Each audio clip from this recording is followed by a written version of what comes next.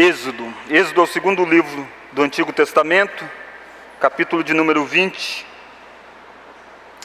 verso de número 7, será o texto da noite.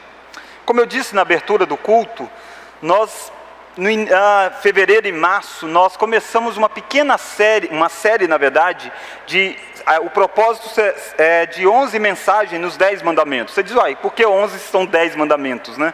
É porque um foi do prefácio dos 10 mandamentos, e aí então o preâmbulo dos 10 mandamentos e uma mensagem para cada um dos mandamentos. Mas Deus teve o seu propósito em suspender as atividades presenciais, e eu estou retornando hoje então a esta série iniciada aí e suspensa desde o mês de março, nestes 10 mandamentos.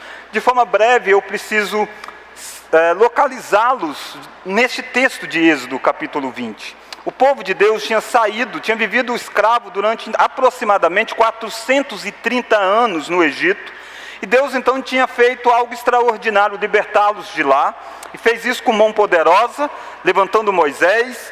Moisés conduz esta forma de libertação através de 10 pragas que Deus mesmo envia sobre o Egito.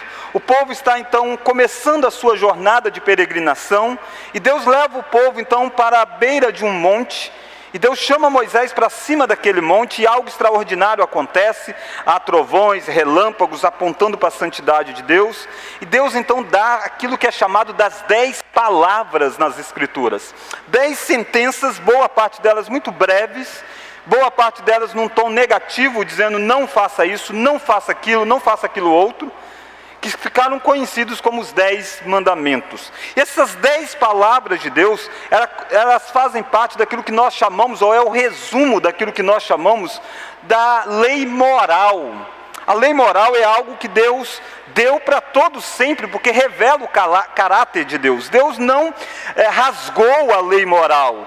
Algumas pessoas erroneamente pensam que Cristo veio a este mundo e Cristo então rasga os 10 mandamentos. Não, os 10 mandamentos continuam em vigor, continuam valendo. Você não pode cometer esses mesma série de pecados aqui listado nos 10 mandamentos. Mas esses 10 mandamentos, antes de ser uma regra de vida, como se fosse algo impositivo para que você possa desfrutar das bênçãos de Deus, não, os 10 mandamentos, na verdade, são leis de perfeita sabedoria, para que você possa caminhar bem na sua peregrinação.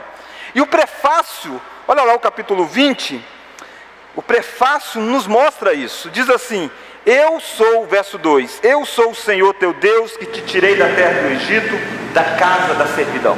Deus se apresenta primeiro. Deus não dá uma lei sem dizer quem Ele é. Deus diz, eu sou o Senhor, eu sou o teu Deus, e eu tirei vocês da terra do Egito. Então eu tenho autoridade para dizer para vocês como vocês devem viver. Porque eu sou o Deus da aliança, eu sou o Yahvé, o Senhor, eu sou o Deus criador, eu sou o Deus de vocês, e eu sou o Deus redentor, eu tirei vocês. Então percebe que Deus não faz assim, Deus não pega o povo de Israel e diz assim, olha, se vocês obedecerem esses 10 mandamentos, então eu vou tirar vocês do Egito. Não, a ordem é extremamente importante. Primeiro Ele tirou do Egito, e agora Ele diz, então agora demonstre amor por mim, através destes 10 mandamentos. É por isso que eu e você nos voltamos para os 10 mandamentos, porque os 10 mandamentos é de um Deus que fez isso comigo e com você, tirou as nossas vidas de uma escravidão terrível, a escravidão do pecado, a escravidão de Satanás, a escravidão da nossa natureza pecaminosa, e Deus nos deu uma libertação extraordinária. Mas como que você vai viver uma vida livre? Você que foi tão acostumado com as coisas do Egito, Deus diz, aqui está um padrão de vida para vocês. No Egito vocês tinham outros deuses, no Egito vocês adoravam de qualquer jeito, no Egito vocês não valorizavam a divindade, o nome da divindade, no Egito vocês faziam tantas coisas, mas agora não pode mais. O caminho de viver uma vida livre é se ater a esses 10 mandamentos. Eu quero então olhar com você o verso de número 7, que é o terceiro mandamento. Aqueles que têm acesso à internet, pode procurar no YouTube, e você vai conseguir ver as 2 mensagens lá de março, as 3 mensagens, melhor dizendo, lá de fevereiro, final de fevereiro e março, que você tem esses primeiros mandamentos para você novamente relembrá-los. Mas vamos então para o verso 7, vamos ler todos numa só voz. Não tomarás o nome do Senhor teu Deus em vão, porque o Senhor não terá por inocente o que tomar o seu nome em vão. Irmãos, vamos ter mais uma palavra de oração. Peça que Deus fale ao seu coração. Ó Deus, a tua palavra que é tão rica, tua palavra que é tão preciosa, tua palavra que é chamada da espada do Espírito, é capaz de ferir profundamente os nossos corações, mas ao mesmo tempo é capaz de ministrar graça a esta ferida que a tua palavra mesmo abre, para que nós possamos sair mudados, transformados por ti. Faça isso, ó Deus, por amor do teu nome e para o bem do teu povo, em nome de Jesus, amém. Irmãos, vocês já repararam como que o nome é algo interessante? E como que a palavra, ela toma um significado no decorrer da história? Por exemplo, durante boa parte da minha vida, e eu ainda sou novo, então não é que eu vivi tanto tempo assim, o nome Monique não significava nada para mim. Passasse qualquer lugar e ouvisse alguém falar Monique, não muda nada. Mas depois de um certo tempo, hoje se eu ouço Monique eu paro. Tá dando barulho, né? Então, como eu disse, o nome toma um significado no decorrer do tempo e muda tudo para nós. Há pouco mais de 3 anos, o nome Esther passou a significar muito para mim. É o nome da minha filha. Para aqueles que não sabem, né, porventura algum visitante, Monique é o nome da minha esposa. Tenho certeza que para o Ilquias e para a Angeli, o nome Laura tomou um significado todo diferente a partir do momento que resolveram nomear. Mas nomes também vincula, e nomes também pode trazer um certo problema. A identificação com o nome que a gente carrega é muito grande. Um dos romances mais conhecidos da literatura, Romeu e Julieta, escrito por Shakespeare, você deve lembrar deste casal, pelo menos ouviu, assistiu alguma coisa sobre isso. Romeu e Julieta, um casal que se amava, mas qual que era o grande problema? O sobrenome. Porque Romeu carregava um nome, e porque Julieta carregava um nome, o nome das famílias, fazia que houvesse inúmeras brigas. Os sobrenomes Motequiel e ela um Capuleto. É interessante que num dos episódios chega a dizer assim, poxa, ele poderia ser quem ele é. Ele poderia ser do mesmo jeito que o Romeu é. Mas ele poderia não ter este nome. E às vezes a gente acha que de fato é possível ser quem nós somos sem ter um determinado nome. Mas irmãos, o nome tem muito a ver com quem nós somos. Não o nome necessariamente que o seu pai e a sua mãe deu, mas o nome no conceito da Escritura. Nome na Escritura tem um significado todo especial. Os pais, ao darem nome aos seus filhos, eles pensavam muito sobre isso. E eles tinham alguns objetivos ao colocar determinados nomes. E nessa noite nós vamos ver que Deus também tem cuidado com o nome. E Deus diz assim, olha, o meu nome não pode ser banalizado na boca de vocês. O meu nome não pode ser banalizado na forma como vocês vivem. O meu nome precisa ser visto com todo o cuidado, com todo o amor. E é isso que nós vamos ver. Nós iremos ver nessa noite, aprendendo a valorizar o grande nome. Aprendendo a valorizar um grande nome.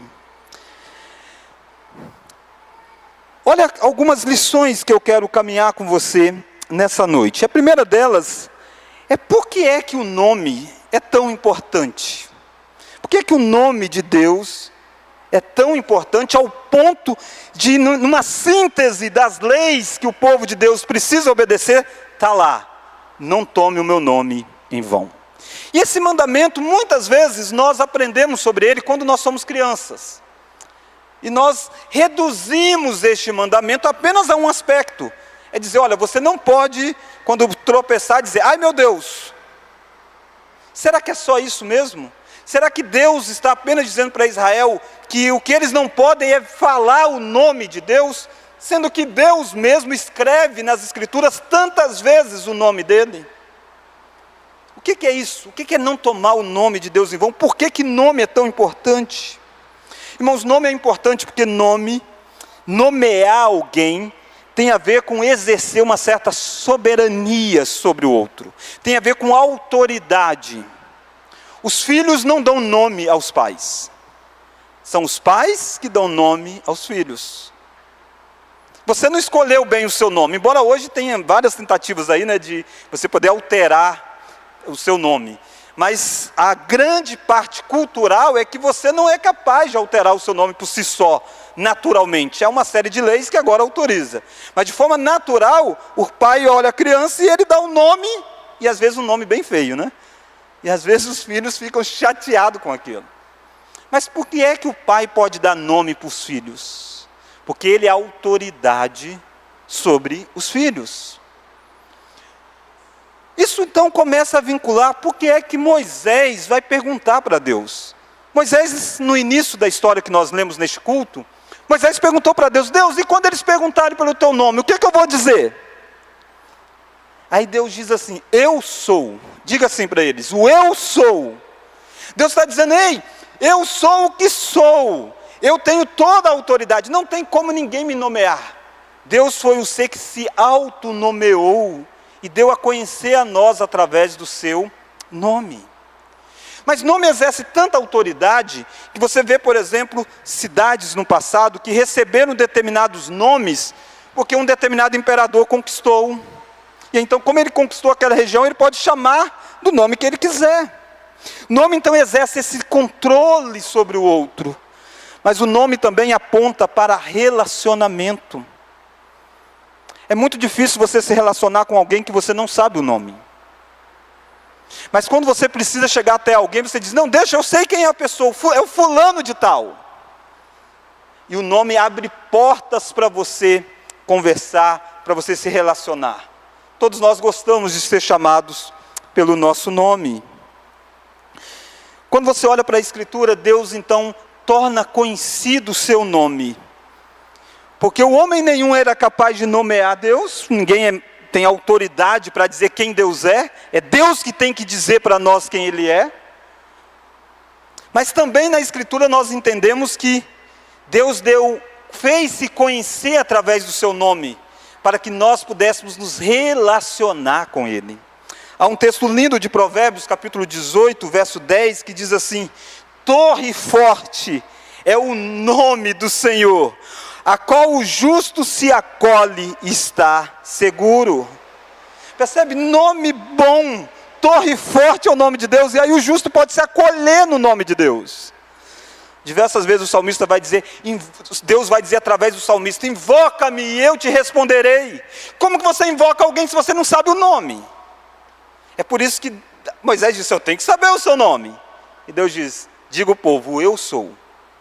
Aquele que se autodefine, está se dando a revelar. Mas aqui nesse texto ele está dizendo, agora cuidado com aquilo que você está apreendendo sobre mim. Eu estou revelando a você, eu estou dando o meu nome a vocês. Mas cuidado com o que vocês vão fazer deste relacionamento que eu estou estabelecendo. Nomes é tão importante, irmãos, que nome, no Antigo Testamento, descrevia quem a pessoa era. Por exemplo, por que uma pessoa na Escritura foi chamado de Jacó? Porque quando ele foi nascer, ele era gêmeo, ele agarrou no pé do outro. E aí o pai olha, a mãe olha e diz, vai ser chamado Jacó. Sabe por que Esaú tem o nome de Esaú? Porque ele tinha pelo, caracterizava.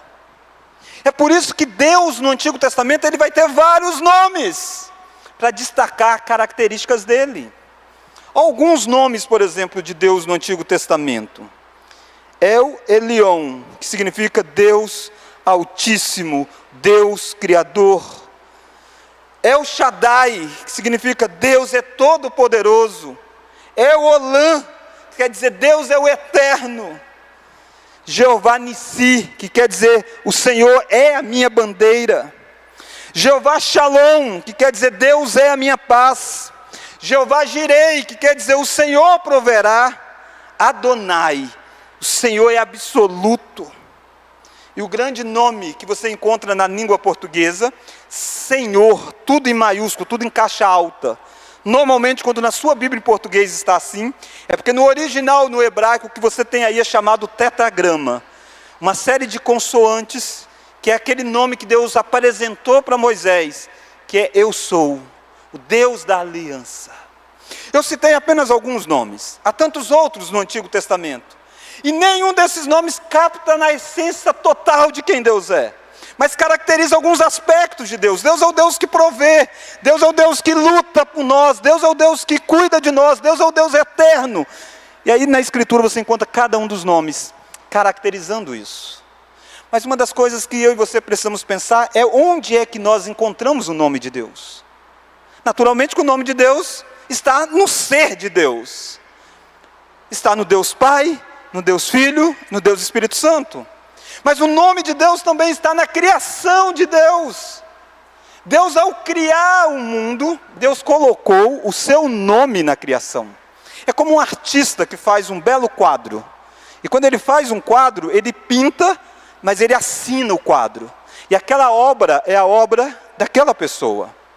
Não é à toa que o salmista diz que os céus anunciam a glória de Deus, e o firmamento anuncia as obras das suas mãos. O que o salmista está dizendo é que as obras de Deus também revelam quem Deus é. Se o nome de Deus revela quem Deus é, os feitos de Deus também revelam. E aí você começa a entender então, que esse negócio de não tomar o nome de Deus em vão, é muito mais amplo do que você relacionar apenas com uma palavra. Tem a ver com você tomar qualquer coisa da criação que Deus fez, e você usá-la sem glorificar a Deus. Não foi isso que Jesus lidou quando Jesus tratou sobre juramentos, lá no texto de Mateus? Em 2 momentos em Mateus, Jesus vai tratar sobre juramentos. Uma vez confrontando os fariseus. E aí Jesus diz para os fariseus: ei, como vocês têm pensado sobre juramento? Vocês têm feito da seguinte forma: vocês juram pelo o ouro, vocês juram pelo altar, mas vocês não juram pela oferta que está no altar. Ele está pensando em coisas do Antigo Testamento. É isso, ele diz, é assim? Então jurar pelo altar pode, agora pela oferta que está no altar não pode. Aí ele diz, quem é que santifica quem? Ele diz, vocês dizem que pode jurar pelo templo, pelo tabernáculo, mas não pode jurar pelo ouro do tabernáculo. Ele diz, não, não é isso. Ele diz, tanto é aquele que fez o templo, quanto aquele que fez o ouro do templo. É por isso que Jesus vai dizer um texto muito mal interpretado por muitos, quando Jesus diz assim, não jureis pelo céu, por ser a morada de Deus, nem pela terra, por ser o lugar em que Ele caminha, nem pelos vossos cabelos, porque você não pode mudar a cor e nada. Deus não está proibindo todo e qualquer tipo de juramento aí. O que Deus está tratando são os falsos juramentos que acontecia. O povo era tão terrível que o povo dizia assim, olha, nós não podemos jurar por Deus, porque Deus diz que não pode mentir sobre Deus. Mas se a gente jurar sobre o céu, está tranquilo. Se eu jurar sobre a terra, eu não sou compromissado mais com esse juramento. É mais ou menos aquilo quando criança, a criança brinca e diz assim, jura aí, eu prometo uma coisa. Ele vai, põe a mão para trás e cruza os dedos, não tem? Aí está dizendo, então eu posso, agora não está valendo, porque o que eu prometi estava de dedo cruzado. Era isso que estava na mente daqueles fariseus. A ideia de que eles poderiam jurar por qualquer coisa, desde que eles não colocassem o nome de Deus. Aí Jesus disse, ei, quem é que fez vocês? Quem é que fez o céu? Quem é que fez a terra? Todas as vezes que você jurar por essas coisas, você está jurando pelo nome de Deus. O que Jesus está dizendo é que o nome de Deus está colocado na criação. A criação é uma obra de Deus. Quando você faz um determinado serviço, e a pessoa critica o seu serviço, em última instância você sente o quê? Que ele está criticando você. Não é isso? Eu sei que tem aquela história, vamos ter a crítica construtiva, mas é difícil. Você falar que um quadro está mal pintado, o pintor não pintou bem o quadro. Você olhar para a criação e você não glorificar a Deus por aquilo que Deus fez, é você tomar o nome de Deus em vão. Mas há algo lindo na Escritura. Deus, quando chama Israel, uma nação pequena, uma nação que Deus vai fazendo crescer aos poucos, mas insignificante aos olhos. Deus diz assim para Israel, eu vou colocar o meu nome em vocês, e vocês serão luz das nações, e vocês não serão conhecidos como Israel, vocês serão conhecidos como a nação do Senhor. E aí você vê toda a glória de Deus sendo colocado na manifestação de um povo.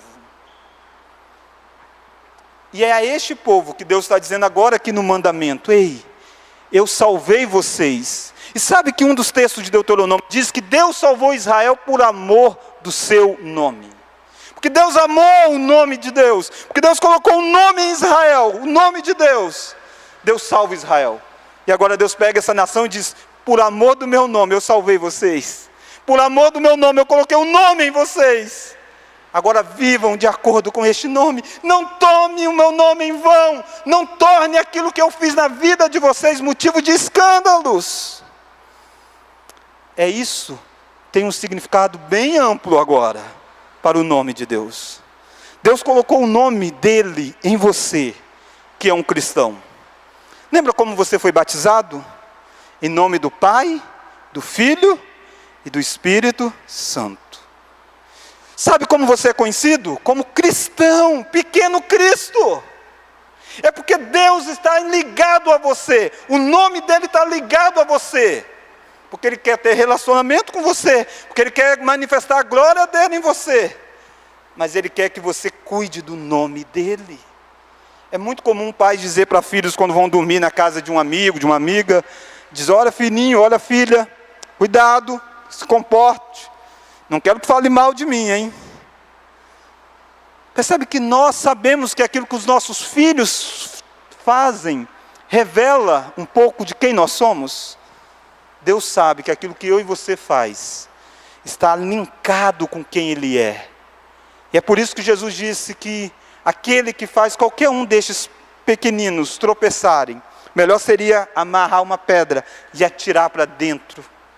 Porque o escândalo é terrível.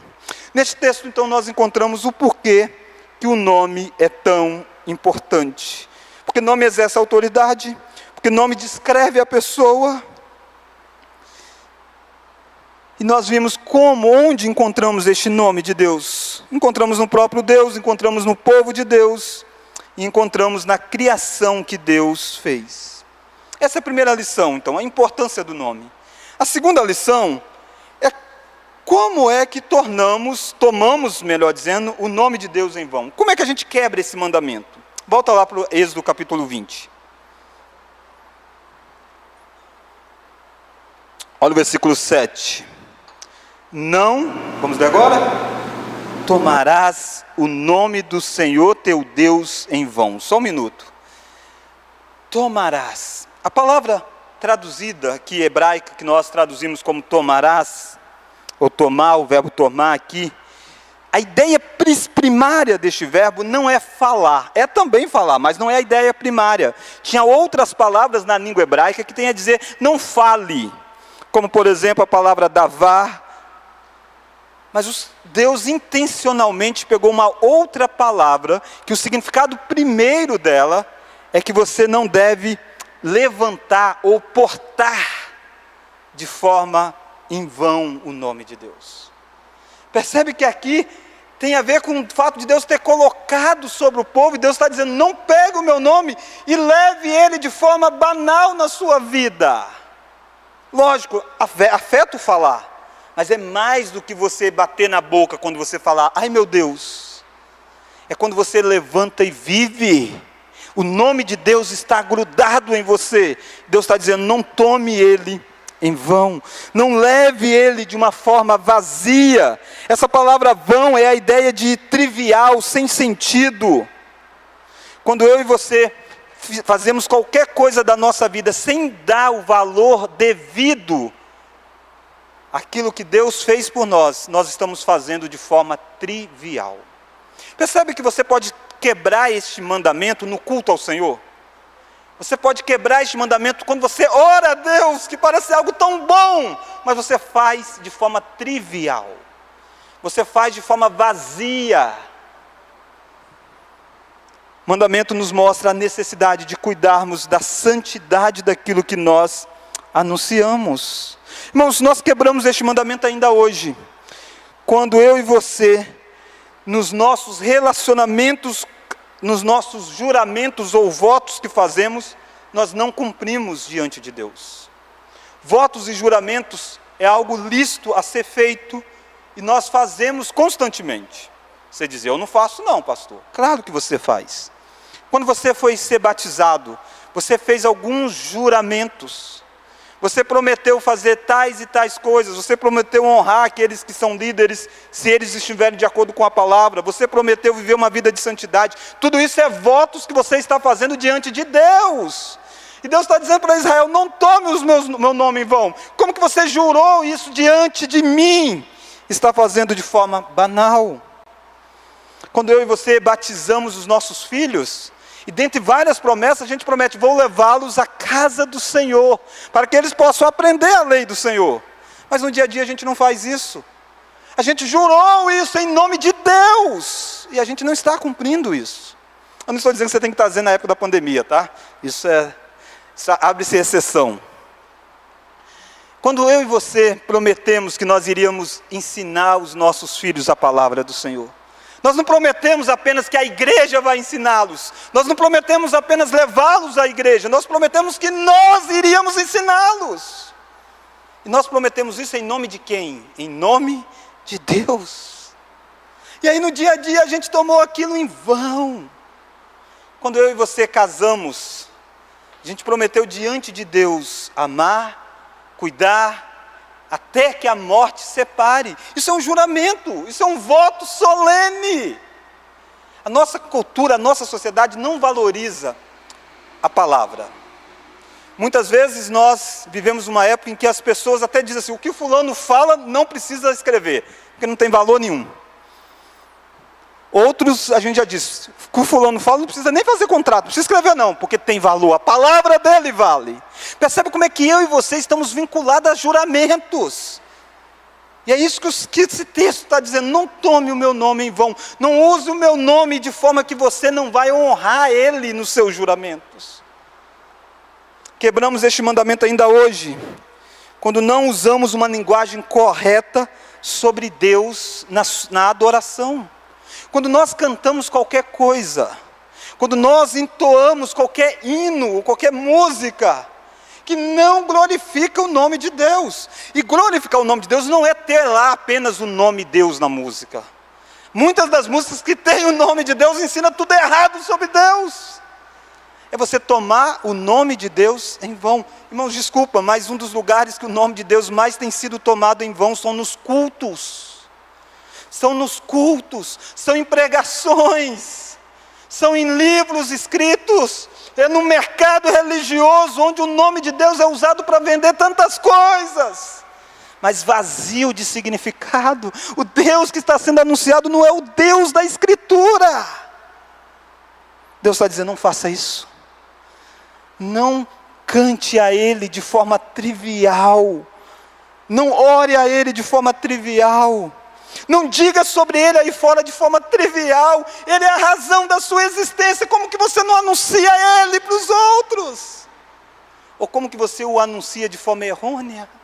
Como é que você diz sobre Deus aquilo que todo mundo está dizendo, e aquilo que todo mundo está dizendo é algo contra Deus? E só porque você tem medo, de certa forma, de passar por impopular, aí você diz: não, Deus ama todos, Deus está em todo lugar, Deus é de todas as religiões. Você sabe que não é isso que Deus é. Você sabe que Deus é ciumento no bom sentido da palavra. Deus diz que Ele tem ciúme da igreja dEle, do povo dEle, que Ele não divide a glória com ninguém. E como você diz: não, Deus é o Deus que divide a sua glória com tantas outras religiões falsas. Percebe, é muito mais do que não usar, não falar a palavra Deus. Mas eu e você quebramos este mandamento, quando eu e você banalizamos o uso do nome de Deus no cotidiano. E aí sim é aquela parte que você já está mais acostumado.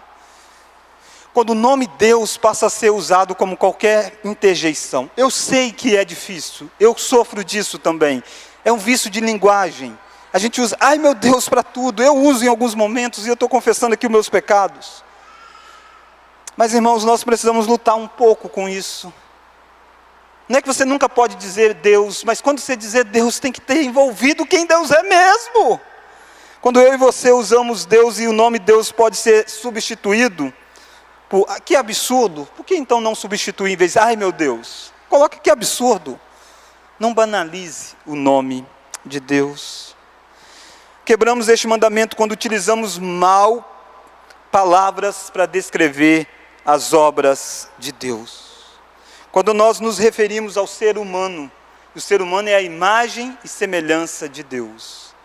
E nós nos referimos sobre o ser humano de qualquer jeito.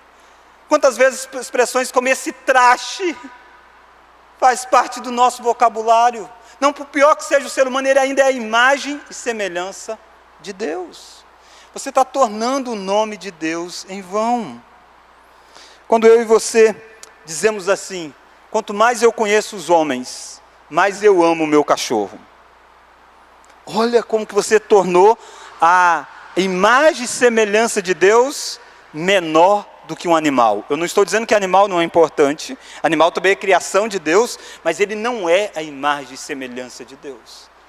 Não significa que você possa fazer qualquer coisa com os animais. Eles são criação de Deus, e você também tem que glorificar o nome de Deus nessa cuidar da criação.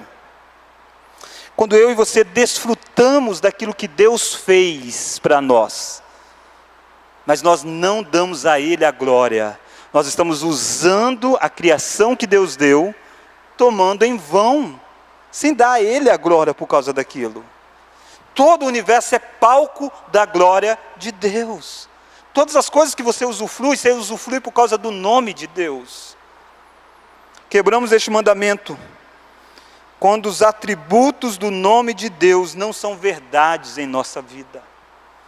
Como eu disse, alguns dos nomes de Deus, Deus é Jeová Jirei, Deus é o Deus que proverá, e no dia a dia eu e você não cremos nisso. Eu e você nos desesperamos, achamos que Deus não vai prover o que nós precisamos. O que nós estamos dizendo, Deus é o Senhor, mas nós estamos tomando Deus como Senhor de forma em vão, porque a gente não está levando o atributo do nome dEle. Lembra, nome tem a ver com quem Ele é. Quando eu e você não descansamos em quem Deus é, nós estamos apenas falando o nome dEle, de forma em vão. Quebramos este mandamento quando nos tornamos motivo de escândalo para o Evangelho. Se Deus colocou o seu nome em Israel, Deus colocou o seu nome na igreja. E sabe como que a igreja é chamado? Do corpo de Cristo. Sabe como Paulo se refere à igreja? Paulo diz que enquanto ele estava perseguindo a igreja, Jesus se apareceu para ele e disse: Saulo, Saulo, por que me persegues? Ele não diz por que persegues a igreja. Ele diz por que me persegue. Por quê? Porque Deus colocou um nome na igreja.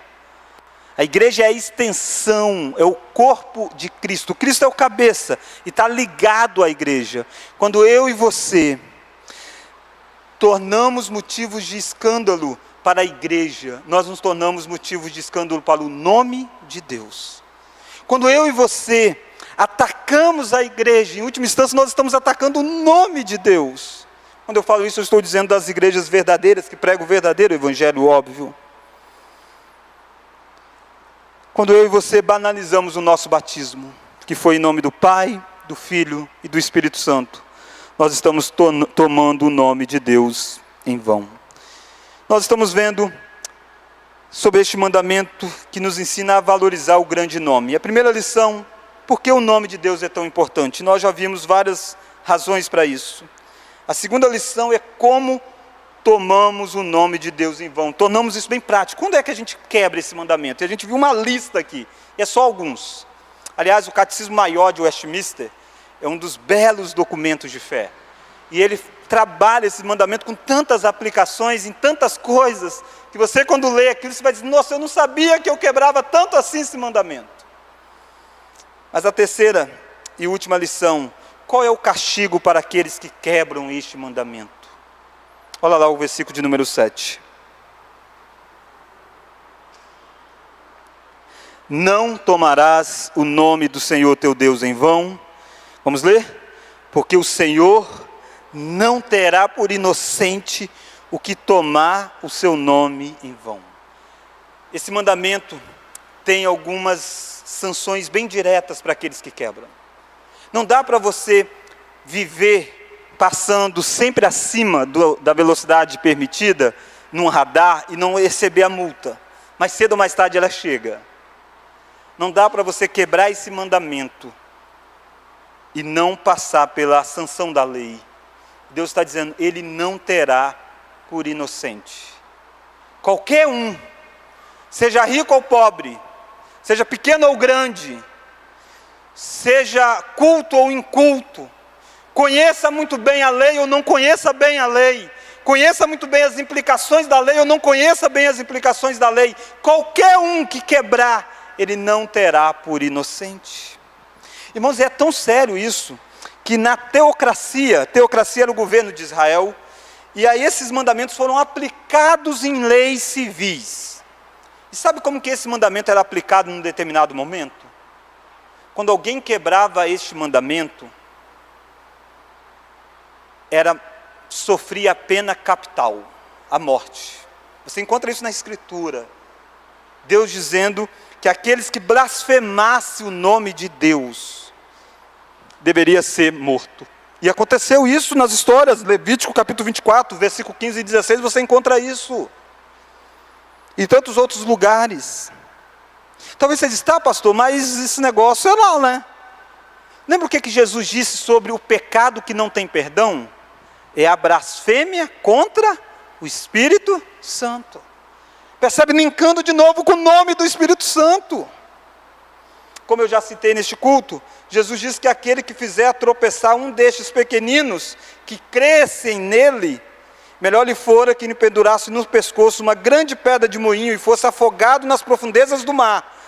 Ai do mundo por causa dos escândalos, porque é inevitável que venham escândalos, mas ai do homem pelo qual vem o escândalo. Mateus 18, versículos 6 e 7. Talvez você diz, poxa pastor, o senhor pegou, me amassou, enrolou, dobrou, colocou no chão e pisou. O senhor mostrou que eu quebro esse mandamento. Até quando eu não penso sobre como Deus é corretamente, eu estou usando o nome dele em vão. O senhor mostrou que a sanção da lei é essa. Então, significa que eu estou condenado? Por que é que Jesus morreu? Você vai dizer, para perdoar pecados. Mas legalmente, qual foi a acusação que veio sobre Cristo? A acusação que norteou os judeus a fazer o julgamento sobre Jesus é que Jesus estava blasfemando. Que Jesus estava tomando o nome de Deus em vão. Porque Jesus disse ser o Deus. Se você lê o Evangelho de João, é essa a angústia que rodou o coração dos fariseus, dizendo, este homem quebrou o mandamento de não tomar o nome de Deus em vão. Ele está dizendo que ele é Deus. Vão aplicar a pena capital sobre ele. Mas naquele momento, quem governa é Roma, e precisa da autorização de Roma. E eles fazem isso. E eles conseguem a autorização de Roma. E Cristo é morto, Cristo é preso, julgado, crucificado e morto. Porque na concepção deles, Jesus quebrou este mandamento. Você sabe quem não quebrou?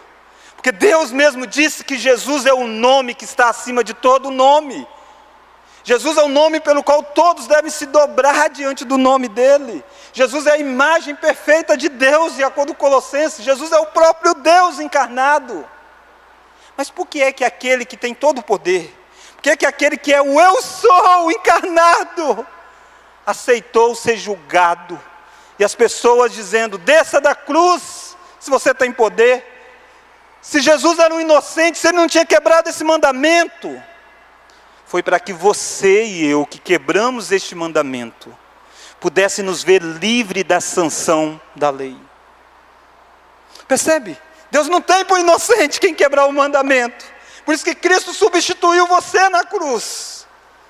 Para que Deus olhe para você e não veja agora apenas você, mas veja o nome de Cristo grudado em você. E o nome de Cristo grudado em você faz com que os méritos de Cristo sejam aplicados a você. Mas este inocente, que sofreu essa sanção da lei, por minha causa e por sua causa que éramos culpados, este é o nome que diz para você agora, eu sou o Senhor que te tirei da escravidão. Eu sou o Senhor que te tirei da maldição da lei. Não da lei, mas da maldição da lei. como que agora você vai pegar o meu nome e vai viver de uma forma tão negligente? Se Deus casou com você, a Escritura usa essa linguagem de Deus desposando com o seu povo. Quando você casa, o seu sobrenome passa para sua esposa. O nome de Cristo passou para você. Você não é apenas quem você é quem você é e Cristo em você. De tal forma que se Israel tinha razão de sobra para olhar para esse mandamento e ser grato a Ele, porque Deus colocou o nome dEle, eu e você também temos. Porque Deus deu a Cristo o nome que está acima de todo o nome. Cristo disse que dentre dado aos homens não há nenhum outro nome pelo qual importa que as pessoas sejam salvas. Por isso que Deus disse que Paulo era um instrumento escolhido para levar o nome de Jesus perante as pessoas. Eu e você somos também pessoas escolhidas para tornar o nome de Deus conhecido. E a minha pergunta é: como você vai portar o nome de Deus? Com a sua boca, com os seus atos, com o seu pensamento, com a sua adoração. Como você vai fazer essas coisas? Não tome o nome de Deus de forma leviana. Não é que você não deve tomar o nome de Deus, é impossível você não levar o nome. Mas não faça isso de forma leviana. Por isso que Paulo vai dizer: para mim, o viver é Cristo. Não tem como mais separar. Não dá para você ir no lugar que você vai e o nome de Deus não ir com você. Por isso que Paulo diz que comais ou bebais, façais qualquer outra coisa, fazei para a glória de Deus. Vamos orar? Ó Deus, obrigado porque o Teu nome é tão precioso, tão glorioso. O Teu nome revela tanta coisa sobre o Senhor. No Antigo Testamento, tantos nomes foram dados para tentar ilustrar um pouco de quem o Senhor é. Mas na Nova Aliança, há apenas um nome que resume tudo, e o nome é o nome de Jesus Cristo. Obrigado porque o inocente se fez culpado, sem nunca ter tornado o Teu nome maldito diante dos homens. Ele levou sobre si todas as vezes que eu e esta igreja e tantos outros, que é o Teu povo, levamos de forma tão negligente o Teu nome. Naquela cruz do Calvário, o Senhor levou os nossos pecados lá. Obrigado, ó Deus, porque o Senhor colocou o Teu nome em nós, quando nós éramos tão feios, com vida tão tortas. E o Senhor está compromissado em nos ensinar a guardar o Teu nome. Deus, nós queremos orar aquilo que o Senhor mesmo nos ensinou. Santificado seja o Teu nome no nosso meio. Santificado seja o Teu nome nos nossos contratos de negócios. Santificado seja o Teu nome nos nossos relacionamentos dentro da igreja, dentro da sociedade, dentro da nossa família, ó Deus. Santificado seja o Teu nome no nosso culto que oferecemos a Ti. Porque o Teu nome é santo. E é no nome precioso de Jesus Cristo que nós oramos. Amém.